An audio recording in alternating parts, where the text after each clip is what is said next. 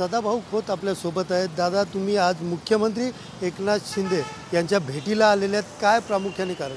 नाही, मतदारसंघातल्या काही प्रश्नासंदर्भात मी आलेलो होतो आणि खाली त्यांच्या पी वगैरे यांच्याबरोबर माझी चर्चा झाली। निश्चितपणानं राज्यामध्ये महायुतीला वातावरण सध्या चांगलं आहे आणि गावगाड्यातला शेतकरी, शेतमजूर, बाराबुलतेदार हा महायुतीबरोबर आहे। निश्चित या ठिकाणी चांगलं यश मिळेल। एकंदरीत विरोधकांकडून अनेक टीका केल्या जातात। आपण पाहायला गेलं तर शेतकऱ्यांचे काय विषय असतील, त्या शेतकऱ्यांचे कुठलेही विषय हाती घेतले नाही आहेत। अनेक अशा त्रुटी काढल्या जातात। ते या निवडणुकीमध्ये काय सांगाल तुम्ही? महायुतीमध्ये शेतकऱ्यांचा कसा विकास? महाविकास आघाडीचं सरकार होतं त्या काळामध्ये कोरोनाची बिमारी एका बाजूला सुरू होती। अरे अशा काळामध्ये शेतकऱ्याचा भाजीपाला शेतामध्ये सोडून गेला, दूध घरात राहिलं, शेतमालाच्या भावाची माती झालेली होता, टमाटे शेतकऱ्यांनी रस्त्यावर फेकलेले होते। आज जर तुम्ही बघितलं आमच्या सरकारच्या काळामध्ये एका बाजूला कांद्याचे भाव वाढलेले आहेत, ऊस उत्पादक शेतकऱ्याचा FRP वाढलेला आहे, दुधाला 7 रुपये अनुदान आम्ही देत आहोत, 6,000 रुपयानं सोयाबीन खरेदी करण्याचा निर्णय घेतलेला आहे, त्याला 20% आम्ही बोनस देणार आहोत, शेतकऱ्याला वीज मोफत देणार आहोत, सरकार आल्यानंतर त्याला कर्जमाफी देणार आहोत, आम्ही त्याच्या खात्यावरती सन्मान निधीतून 15,000 रुपये देणार आहोत। एवढे चांगले निर्णय महाविकास आघाडीच्या काळात कधीच घेतले नव्हते।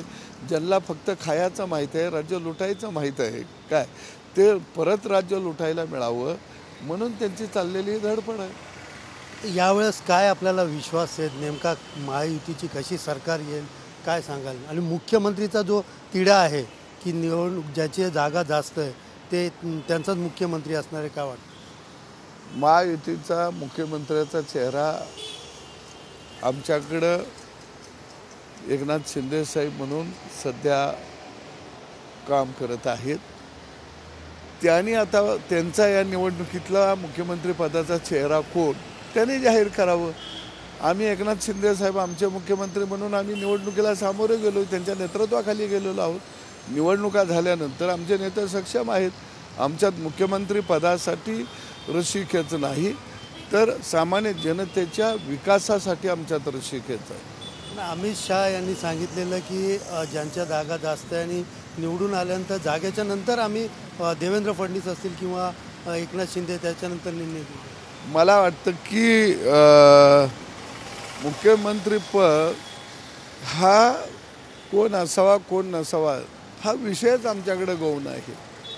कारण आमचे नेते मग अजितदादा असतील, देवेंद्रजी असतील, एकनाथ शिंदे साहेब हे सक्षम आहेत, एकमेकाला समजून घेऊन त्यांना राज्य पुढं घेऊन जायचं आहे आणि म्हणून मला वाटतं तो विषयच येत नाही आहे। परंतु आता अमित शहा साहेब काय बोलले, मग तिथं कोण कोण होता हजर आणि कुणी ऐकलं त्याला माझ्यापेक्षा जास्त माहिती असेल। काय विश्वास आहे यावेळेला?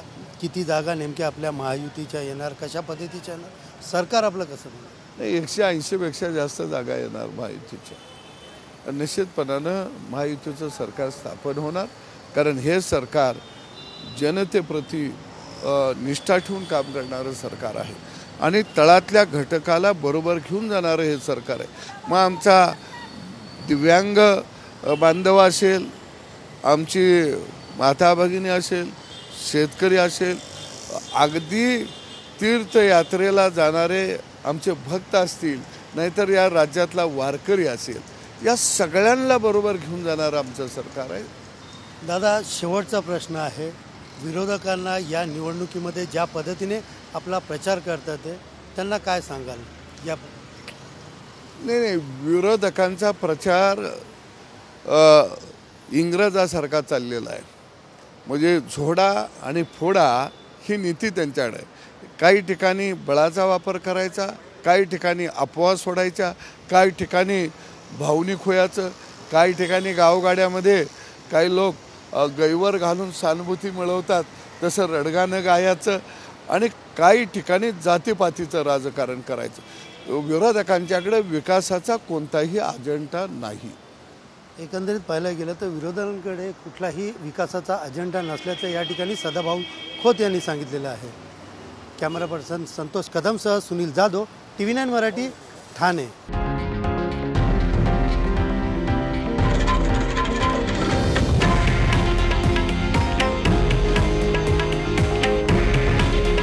हे आहे देशातील नंबर 1 न्यूज नेटवर्क आणि आपण पाहत आहात TV9 मराठी. काळजी तुमची, हित महाराष्ट्राचं.